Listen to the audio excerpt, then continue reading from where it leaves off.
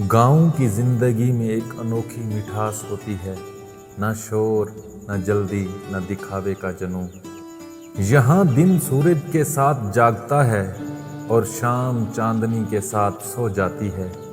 कच्चे घर, मट्टी की खुशबू, सहन में रखा लालटीन का हल्का सा नूर और अम्मा के हाथ की रोटी, ये सब दिल को सुकून देते हैं।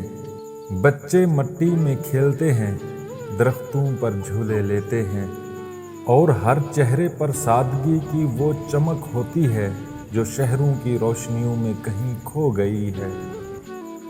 गाँव में कम चीज़ें हैं मगर दिल ज़्यादा मुतमईन है। यही तो असल ज़िंदगी है जहाँ सादगी ही अमीरी है। और शाम को सब एक चूल्हे के गिर्द बैठकर कहानियाँ सुनते हैं। ना यहाँ दिखावे की दौड़ है, ना मसनूई मुस्कुराहटें, बस सादा दिल, सादा जिंदगी और बेसाख्ता मोहब्बत।